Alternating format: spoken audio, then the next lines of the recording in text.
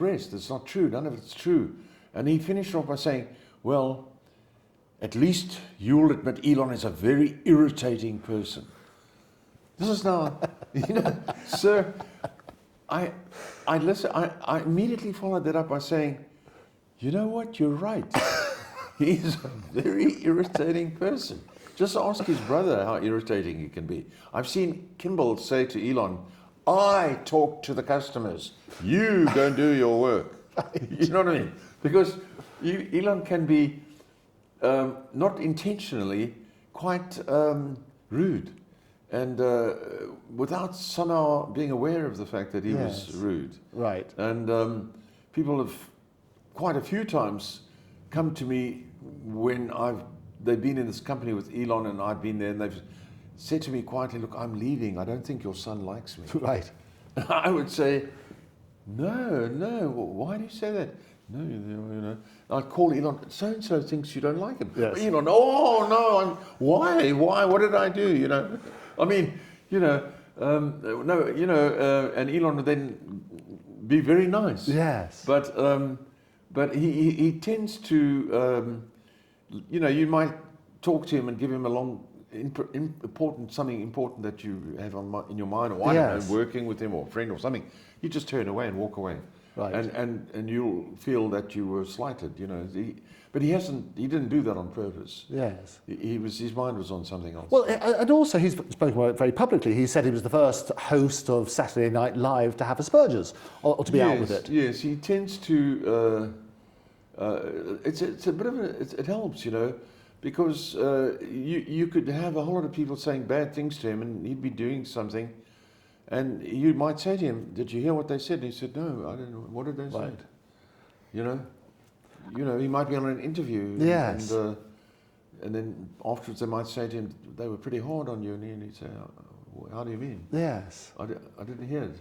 Well, absolutely, and it's interesting how he sort of presents that. But and so many brilliant people throughout history have had autism, or one of those labels. Autism, yes, some sort of autism. It does, and you look at a long list of people on that sort of basis. But how does he respond? I mean, you say you don't mind if people are talking about you as long as they're not telling. My wives that I've had have said to me that that they've spoken to me a lot on many occasions, and quite clearly, I'm not listening. That's true.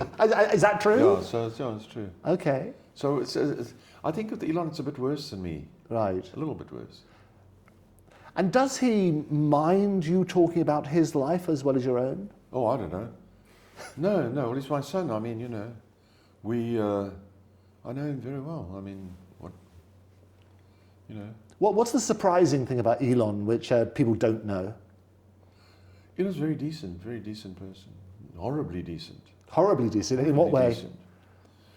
Well, he can't take any kind of lie, whether it comes from him or from somebody else or from him. So, anything that seems to be of that nature, he's very unhappy with things like that. Right. And also, if he says he's going to do something, even if it means it's going to cost him his life, yes, he'll do it. He's got to do it. Right. Because he said he's going to do it. Yes. So that's a bit, it's a bit nauseating, that determination thing, Well, it's got him where he is now, that determination. Yes, it is, yeah. So, I mean, it is interesting because there's been another report about, so there's a Japanese pop star, apparently, who might have another grandchild for you. Did you know about this? There's so many reports in the press, but apparently there's another one coming out now. How do you respond to those sort of stories? Well, I think if you have the money, yes, as we look back in history, I think King Charles II had about 90 children. There you go. So it depends on whether you have the money. Well, and that's the thing, isn't it? So it's a big debate here at the moment about removing the 2-child cap on benefits, which is their child benefit. So two-child cap. Yes, so it's one of the issues that Reform, for example, are talking about, and various others. So they're debating that. But your point is, if you can't afford it, don't do it, because children are expensive, aren't they? And in the poorer communities in the world, they, for some reason, tend to have children, 15, 16 Yes. children in a Well, family. in the old days, it's because the mortality Yes, rate yes. of children was quite low. They were quite high, rather, wasn't it? They wouldn't all Yes, survive.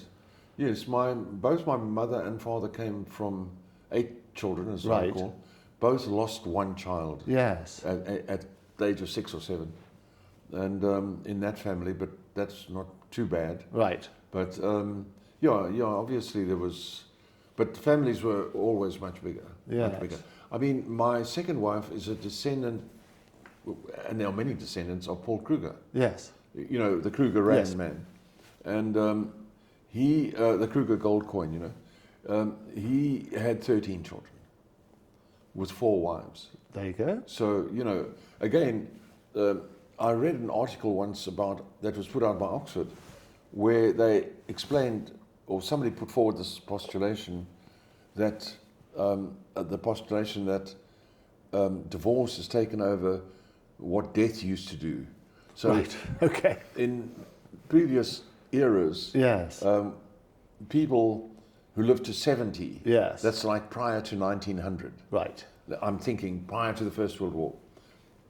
People who lived to the age of 70 would very likely have been married to 4 different people. Okay. So it could be a man or a woman. So if a man lived to 70, he probably had a first wife for 10 years, a second wife for 10 years, third, and then a fourth.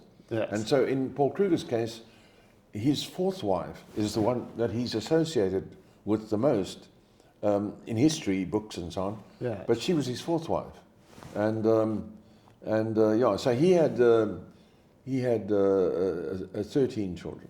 13. Okay. Yes, and with the 4 wives, and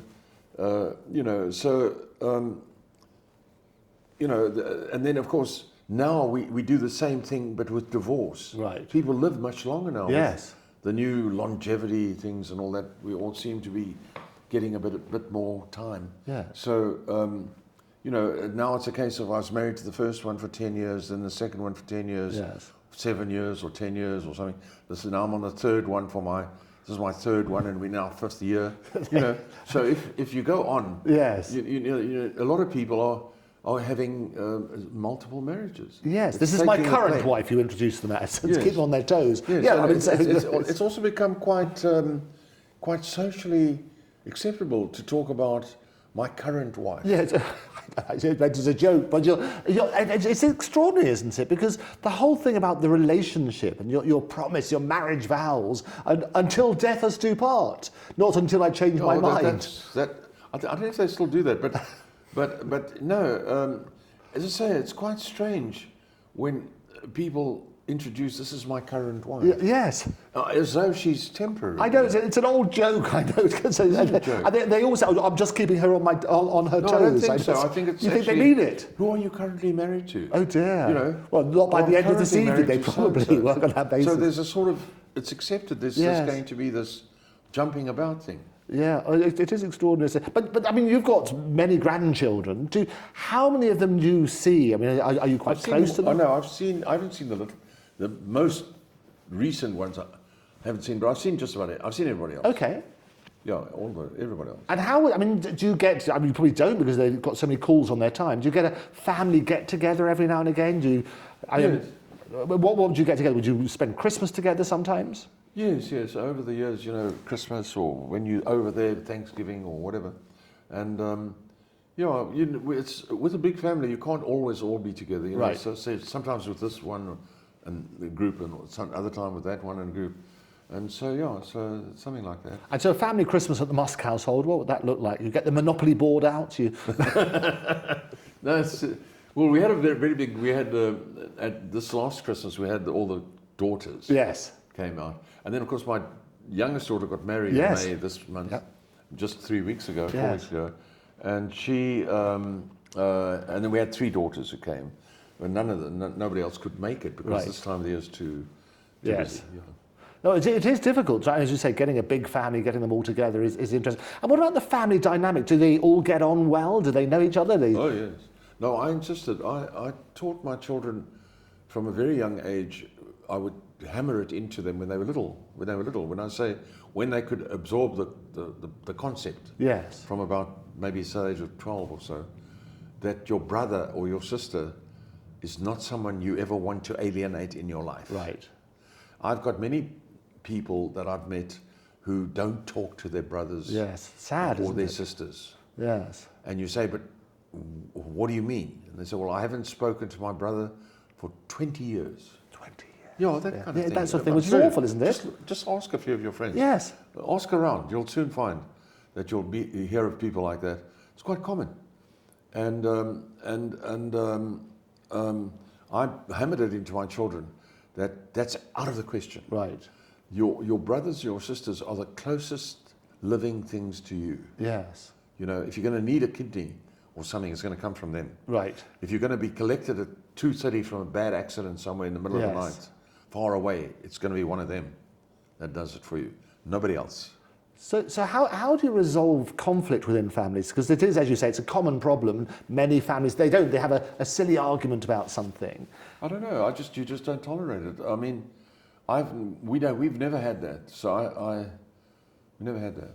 So just, well, you know, I mean, no, we've never had that. I've known other people who've somehow felt their brother did them in financially or It's awful, isn't it? or whatever, you know. So talk it through. But the families are funny, aren't they? They always remember an incident you told me about. Your brother Michael, remember, he always talks about breaking the arm. Tell me that story. Oh, no, that's not much of a story. No. I was just remembering, people were talking about Brighton Yes. in England. And my memory of Brighton was playing on the lawn at Brighton, and my 4-year-old brother, we were too rough with him, and his arm wound up in plaster. Yes. But he still reminds you of that story. We got a good slapping. Oh, did you? No, me and my cousin are the same age. Right. I'm 6 years older than my Yes. small brother, and my cousin Paul and I got a good hiding for But that. 70 years on, your brother Michael still reminds you of that story. Well, when you spoke of Brighton, Yes. it was you. Yes, it speaking was of Brighton, and my memory of Brighton. Oh, that's where Michael's arm got broken. Oh boy. That's funny. Elon's going to a new stage now. He said goodbye, or maybe not. He was given this golden key as he left the White House, saying he's always welcomed by President Trump. What's your understanding of the departure? Because he turned up with a black eye.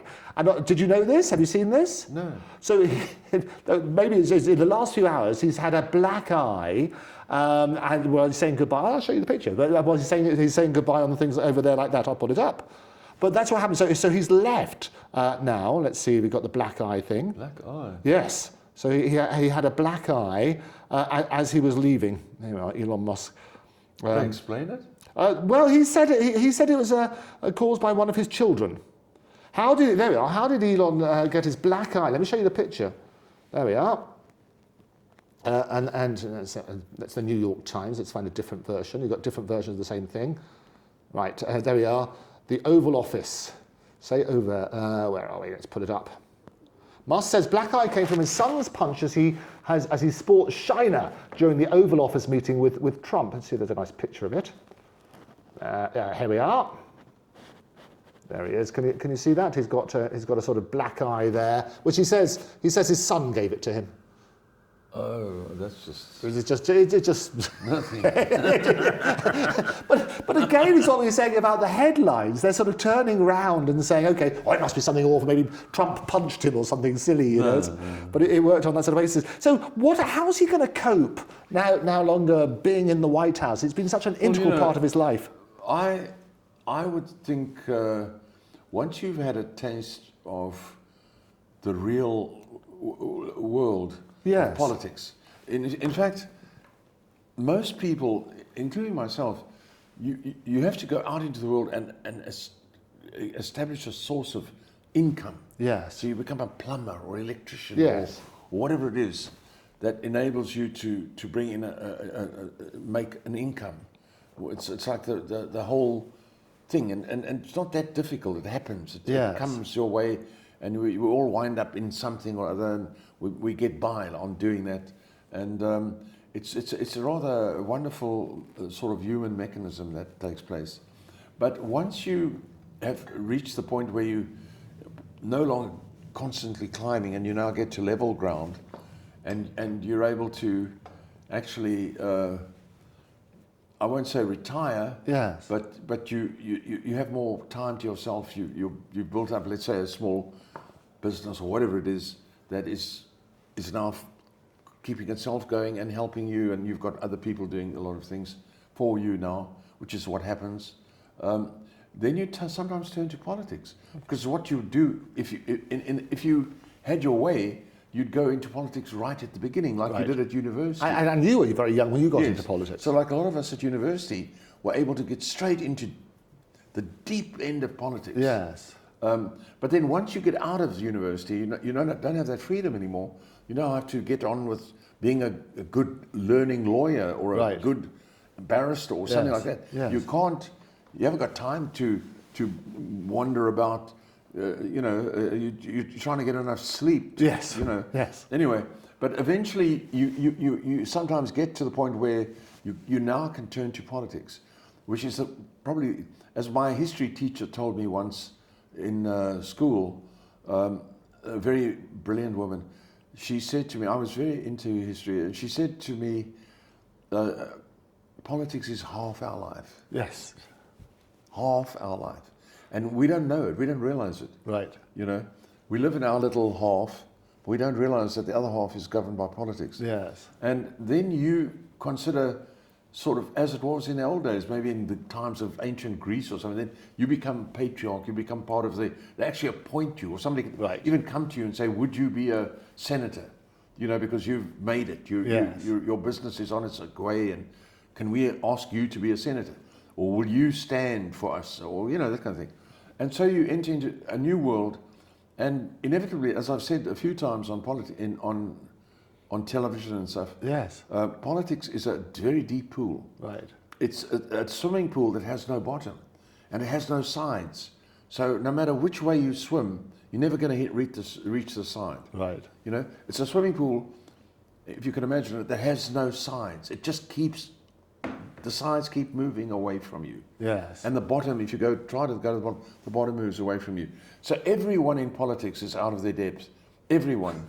Right. So they said to me the other day, when I said this, they said, is Trump out of his depth? I said, everyone is out of their depth in politics. Everyone means everyone. Yeah. Everyone means everyone. Winston Churchill is out of his depth in politics. You get a few minutes where you're up at the top swimming and everybody can see you, but before you know what, you're in, trying to find the side again. Yes. So so Elon has now had his taste of the most interesting side of the world of life, and it's not always interesting in government, of course. A lot of the time it's pretty humdrum. Right. But in fact, the more peaceful things become, the more humdrum they become. Yes. But so he's had a good taste of it now. And so the chances are he will soon find himself looking for avenues in that direction again. Right. And around the world, he's obviously been very actively involved with other elections. He's shown a particular spotlight on the UK. Yes, I'd say I can't see him getting too involved in places elsewhere. I see him looking again at something in the United States. Okay. What sort of thing do you think? I don't know. But something no idea. there. But he's not going to go back to assessing the best new electric door switches and stuff like that. Yes, they're interesting. For the cars, he's going to have somebody else do that. Well, he's taken a particular interest in UK politics, and one of the stories which has changed during your visit this time is the relationship with Farage, where the suggestion was that he's now backing Farage. What's the truth? Oh, I don't know. I haven't heard of that. I haven't heard anything about that. But what I have noticed myself is... Well, you were quoted as saying, this is what they were saying. About Elon. They're saying he's backing. Well, it was one of the headlines. That's what I'm saying. I put it to you. That's what they said. Is that Elon's now backing Farage? It came from you, but you're saying that's not true. I think both of us were quite impressed with Farage's, no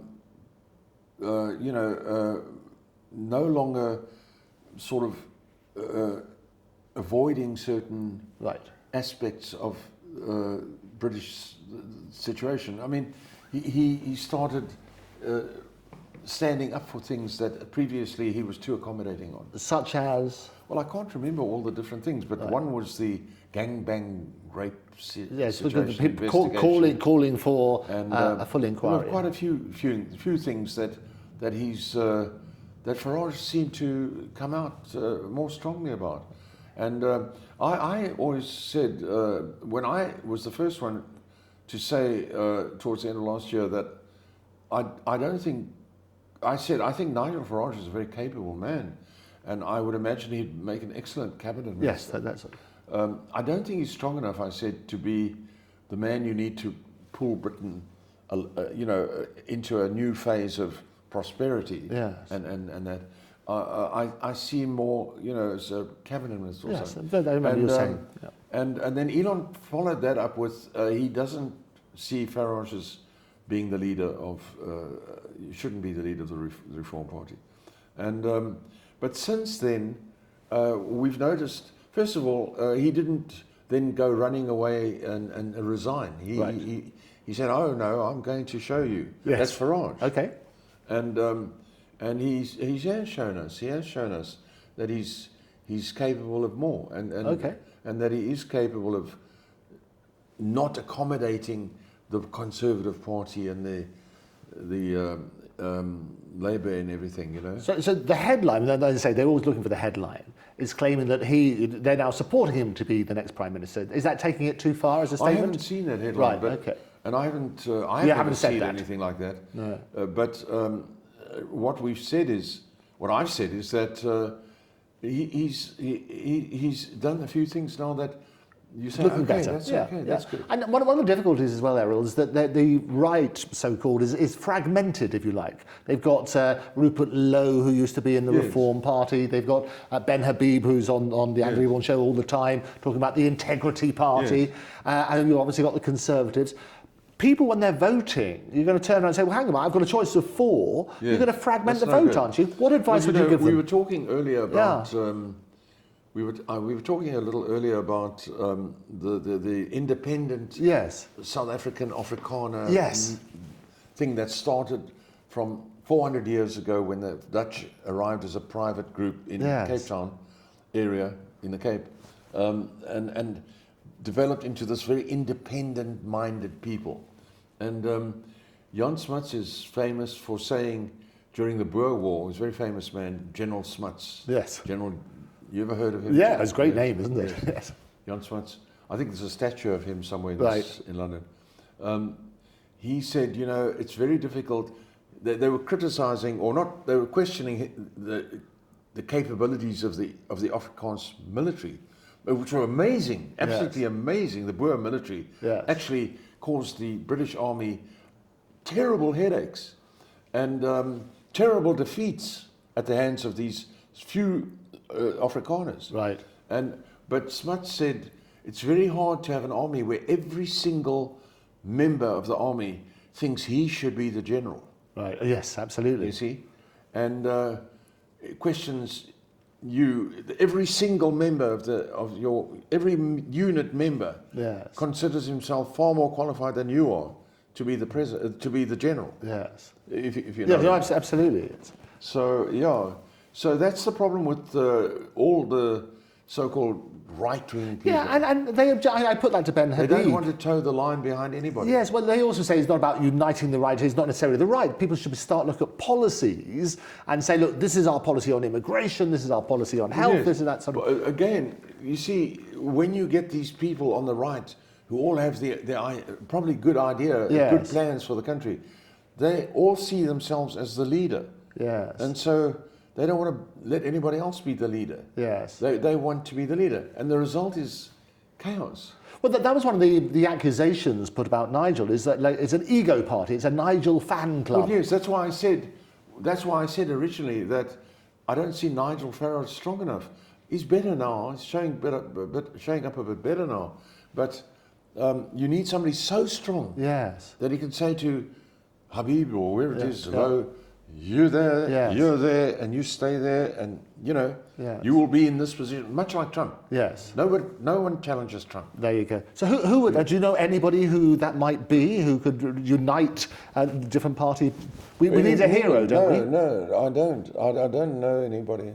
But you do need someone, who is, strong. Strong. You need people to get behind, but as I say, look at policies rather than personalities. Yes. It's an age-old problem. The Romans had it. They desperately wanted a great leader who would unite the Romans and extend the empire in all directions. Yes. And then they got the right man. And he did it. And he spent 50 years or 40 years or something doing it. And from a young soldier, young officer, uniting and conquering Gaul and everything and putting the whole of the Roman Empire in tip-top shape. Yes. And everyone was so happy with him. And then the blokes around him decided to kill him. Yeah. You see. So, and they did. Yes. And they did kill him. And that's the worrying thing, talking about Scurry beforehand, is that the worrying thing about being I'm in the talking public about eye- Julius Caesar. Oh, no, of course I am. Et tu, Brute. Absolutely. So that sort of stuff, because they all turned against him. Yeah. And it's understanding who's on your side, isn't it? And this is the thing, because politics is ugly. And when you're looking back at things, did you give Elon any advice about, because you're obviously a seasoned politician yourself, you understand how these things work. Did you advise Elon as to how to handle the trickles? No, I never expected him to be in any political role.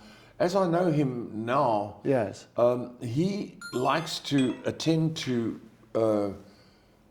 technical issues Yes. with the best possible people available Right. who will take orders from him, straight and not question a word he says. And that's not politics. Yes. Politics is being on good terms with everybody, Right. even those beneath you, because everybody's capable of stabbing you in the back. Yes. You know. Et tu, Brute, as we say. You work on that basis. So Elon is not really prepared for, in my opinion, to be political. Do you think he's a good politician? No, I don't think he's good at politics at all. For a start, he gave away at the meeting with Ramaphosa and Trump. He gave himself away with the glare that he was giving at Ramaphosa. One doesn't do that. You keep a poker face. That's what you have to do. Hide your emotions. You mislead the opposition. You mislead people. You smile. When they expect you to frown, you frown. Yes. When you as you said with your interviews, it's wonderful. Well, yes, it's you work on that basis. If you surprise them by turning around and say, so "You're right," he's yes. So you want to. I mean, as you made a good point there. It's like poker face. Elon is not. Politics is all poker face. Yes. It's shake hands with a man, assure him of your support. Yes. Guarantee him your support, and then stab him in the back. I mean, and it's just full of that. But you also told me, you said that Elon wouldn't lie. So being a politician is No, Elon would. it's like the two don't go together, do they? No, he's got problem. Well, I like it, Yes. Sometimes it's necessary. The odd white lie is necessary. Oh no, the charm offensive, as you say, you get more with sugar than you do with salt. He doesn't even tolerate that. So, from my experience, he doesn't do that. And so, politics is, I don't know, but I still see him trying to find something else. You said, do. But what advice would you give, which you haven't already given him? It would be very difficult to tell him, look, whoever has guaranteed his support to you, those are the ones you most likely need to scratch off your list. Is that right? So don't trust anybody. I can't trust anybody. And so it's just the nature of politics. Yes. And so it's you can always bring something back to what I always try to do to the chasing, the courting of a beautiful girl. Yes. Where there's this beautiful girl and there's several men who are courting her, and it's it's the one who, says to the others, if she prefers any of you, I will be the first to step aside. Oh, is that You know? That's the one you want to be very wary of. right? It's great advice upon it. Finally, I just want to run you through very quickly, Sure. because I think it's a good opportunity to turn around and say, let's have a look and put these to rights. Because the great thing, and you and I have these conversations all the time, Yeah. we see what the headlines are, we've highlighted a few of those wrongly reported in the press, and I love this opportunity because it's your words, sure. and we cut through this. This is, so we've got the Sky thing first of all, let's have a look. And so Trump says Elon is not really leaving as the White House contract is. Do you think he's still going to be involved with Trump in some house? Of course. Okay.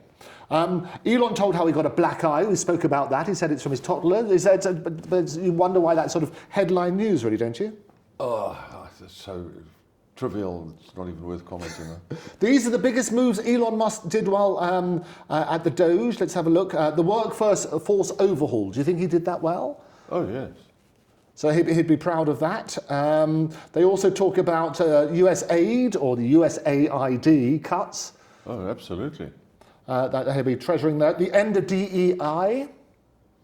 Well, I think DEI has shown what the outcome of DEI is very evident all around the world now. And people have realized it's not a good idea to take someone beyond their, and I'm immediately reminded, the Peter principle. Do you remember the old Peter principle, where somebody is a terrific worker, Yes. a terrific senior worker, a terrific assistant manager, and is made manager, and he's a disaster. Do you understand? Yes, I do, absolutely. You get past the Peter Yes. principle. It was a brilliant idea there, and I think it's got to be a meritocracy, doesn't it? I mean, we always say that justice is blind, but in terms of the workforce, You're you've not got to doing look somebody a favour best person with the best who job. is not capable, or not so much. Everybody has talent, Yes. but if you take someone whose talent is not particularly in that direction and push them into a position that they must somehow show that talent, Yes. you're not being good to them at all. You are torturing that person. You're putting that person. You're making that person's life hell. And the point you make so eloquently, it's not just them, you're dragging everybody else down as well. And then you're putting people in danger. Yeah. Viral moment. So Elon made several headlines during his tenure with his son accompanying him. Your views on that? Well, it's obviously nice to see that, but I think he's trying very hard with X to he wants to have someone that he can hand everything over to. And he's Yes. the other ones didn't have much of time with him, Right. And so I think he's trying to be, when he was a small boy, he went everywhere with me. Yes. Everywhere. You say Now, when I about say dinners and things, everywhere, yeah. he often came to business meetings Yes. with me. Yeah. And they would spoil him with chocolates and all sorts of Yes. things. And this was when he was 5 years old. And as when May and I split up, he came to live with me. Right. And then, of course, he came with me everywhere. Yes. I even told of an evening one time when I was invited out by a Johannesburg mogul Yes. to his palatial home, and went there, and there was this table of, 16 or so people. I said, I can only bring my son. And he said, because I pick him up from school and we Yes. go home, I can't come with some smashing girl, I have to bring my son. And I brought my son, and it was when jacuzzi just become the Right. rage, and he had this giant jacuzzi built into his gymnasium. Of Yes. course, he had a gymnasium. And at the end of the meal, he threw towels at everybody, saying, "All right, it's jacuzzi time." I took Elon to the library. This guy Yes. had a library with a ladder that slid up and down. You know Right. those kind of Yes. ladders, tall Oh, no, ladders. I remember, absolutely glorious. And then Yes. you can go all along the bookshelf with it, Yes. And so I left Elon in there, and then we went to this jacuzzi gymnasium and so on, and everybody stripped off all their clothes, men and women, people that you didn't know and people that you did know. Right. You know, suddenly they stark naked and everybody's stark naked drinking a glass of wine and in the jacuzzi. Yeah. And so that was Johannesburg in the early 80s. Yeah, so I took him with me everywhere. How did he respond to that? He liked the company of adults. Right. He liked that. One night I took him, I was invited by the head of Highfield Steel. Yes. Remember, it was a big company, and he was a very big shot, you know. They invited me to their home in Irene, which is a very posh area. Yes. And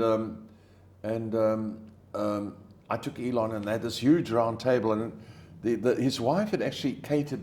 Sometimes they would get hotels to bring food, right. you know, but his wife had actually catered for that thing.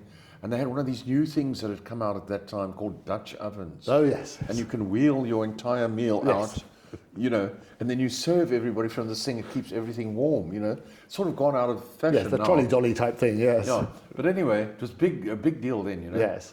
And she served everybody. It's long dresses and everything like that, suit, collar, tie and everything. Elon had his school uniform on. I had to take him because I had no one else. And they complained, you know, you should have brought a smashing blonde. What are you bringing your son for? I said, well, I have to. You know, he can't even know. And he was probably about 8 or 9 or something. And she served everybody. And I told Elon before we had this, we went there, he had this thing of saying, no, I don't want anything. Yes. He'd look at the food, no, I'm all right. Don't worry. And that was embarrassing, you know, because he'd like saying, I want any of that. Yeah. Nothing. I don't want anything of anything. Right. And so on this occasion, I said, listen, whatever they offer you, just take it, you know. So please, you know. So anyway, he wound up with a full plate of food, you see. And he was sitting, it was man, woman around this 10-seater, something like that.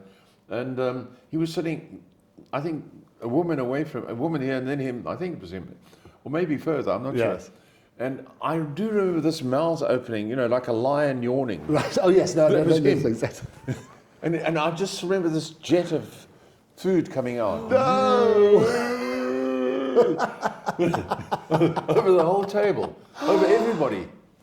You know, this whole. It's like The Exorcist. Like The Exorcist movie where they're having this. Well, not as bad as that, but like that, you know. Wow. And well, you know, I think everybody got something on their plate. So there wasn't anybody who was left out. Is that right? Sharing is caring. Nobody was left out. Is that right? And so that was chaos after that.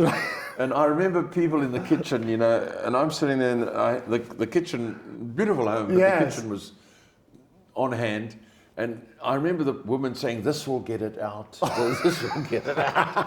You know, I mean, you know, they were trying to clean clothes. You know, this will take it out. How funny! You know, and so on. And Elon sitting there feeling terribly embarrassed, and me feeling, you know, and I don't know, I forget. Anyway, as it happened, the lady, they were very sporting about it. They're very upmarket sort of people. Right. And very sporting about it. And they relayed the whole table. Yes. And she'd made so much food in this Dutch oven that everybody got it, she just repeated everything. Right. No problem. Yes. Everybody was back at the table. They came back again with the thing, okay. This time, Elon only eating a little bit of meat or something. And the men saying, I fully understand, Elon, I fully understand how anyone can eat carrots. As I could never understand how anyone could be stupid enough to eat carrots or something like that. Yes, All pulling, lifting Elon, trying to give him a bit of a smile on his face. And I fully understand, Elon. Why you got ill. They were terrific about it. You know? And we had to leave early because I had to get him to school the next day.